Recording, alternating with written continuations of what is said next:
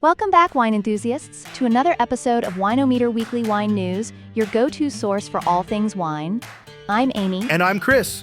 We're here to uncork the latest happenings in the wine world. Remember to follow and subscribe to our weekly podcast. We release new episodes every Friday. That's right, Chris. Let's dive into this week's top stories. Our first story takes us down to central Otago, New Zealand. Felton Road, a big name in the area, is looking to shake off that fancy fine wine tag. Owner Nigel Greening isn't too keen on how exclusive fine wines have become, and he's pushing for something more down to earth. He reckons wine should be something everyone can kick back and enjoy, without all that snobby stuff you usually get with the pricey bottles. This could start a big trend, especially when you think about how fancy Felton Road usually is. This move might mean other winemakers are starting to get on board with making really good wines that everyone can kick back and enjoy. Now here's a story for all the history buffs out there.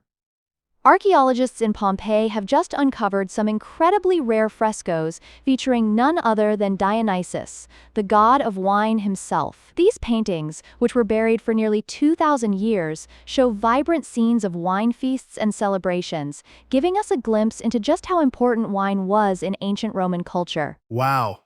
Imagine throwing a party so legendary that people are still talking about it 2 millennia later. Right? The level of detail in these frescoes is stunning, with rich colors and intricate designs that suggest wine wasn't just a drink, it was a full-blown experience. Experts say these kinds of discoveries help us understand the social and religious significance of wine in ancient times. And here we are, thousands of years later, still making a big deal about wine. Some things never change. Exactly.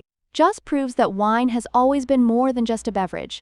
It's been woven into culture, celebration, and even mythology. Makes you wonder what future archaeologists will dig up about our wine habits. Now, let's talk about the weather. And no, not in a small talk kind of way. A study from the University of Padova says British Columbia's wine country is about to see some serious changes thanks to rising temperatures. More warm days mean longer growing seasons, and that could put BC on the global wine map in a big way. Sounds great in theory, but there's a catch. A longer growing season might mean more grapes and new possibilities, but it also comes with some major challenges. Think erratic weather patterns and shifting grape quality. Winemakers are in for a roller coaster, and how they adapt will make all the difference. Amy, have you ever been out alone, not feeling the house wine, but also not ready to commit to a full bottle? Well, Australian Vintage, the folks behind McGuigan and Tempest 2, have got you covered with Poco Vino. These tiny 187 milliliter bottles look like something off a gourmet olive oil shelf or a fancy perfume counter. The goal? Make wine fun, convenient, and totally unpretentious for everyday sipping. That's genius. Sometimes you just want a little splash of wine without going all in on a full bottle. Plus, keeping production closer to where it's sold, less trucking, less waste. Sounds like a win-win to me. All right, here's an interesting story. What people are actually drinking, or in this case, not drinking. According to the Wine and Spirits Wholesalers of America's SipSource report, wine sales dropped 8% in 2024. Experts think it's because more people, especially younger ones, are leaning into health trends and trying out non-alcoholic options. Yeah, mocktails and fancy zero-proof drinks are having a big moment. People still want that social, sipping experience, just without the booze. Definitely something the wine industry needs to keep an eye on. On a celebratory note, James Halliday, a distinguished figure in the wine community, has been awarded the 2025 Institute of Masters of Wine Lifetime Achievement Award in Paris.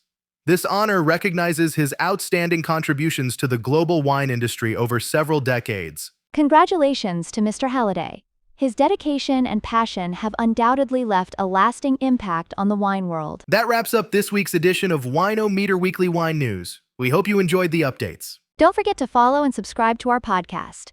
New episodes are released every Friday, bringing you the latest in wine news and trends. Cheers to another week of exploring the vibrant world of wine. But before we go, Amy, I have to ask, what's your favorite wine to pair with pizza? Oh, that's easy. I'm a sucker for a good Chianti with a classic margarita pizza. The acidity cuts through the richness of the cheese perfectly. What about you, Chris? I love a bold Zinfandel with a meat lover's pizza. The jammy fruit and peppery notes work wonders with all that sausage and pepperoni. Solid choice. All right, now I'm craving pizza. Guess we know what we're having for dinner tonight. No kidding. Until next time, folks, enjoy your wine, preferably with a slice of pizza. This has been a DCG Arts production. Remember to follow us on Instagram at WineOmeter and listen to this podcast every Friday. What if I knew a way for you to work remotely on a beach in Thailand, a rooftop in Barcelona, or a cafe in Paris? Visit digitalnomadbootcamp.school to learn how to land remote jobs, qualify in another country as a digital nomad, and use AI to work less while earning more. This streamlined course is perfect for content creators, entrepreneurs, and freelancers. Remote work and financial freedom is one click away. Visit digitalnomadbootcamp.school to enroll today.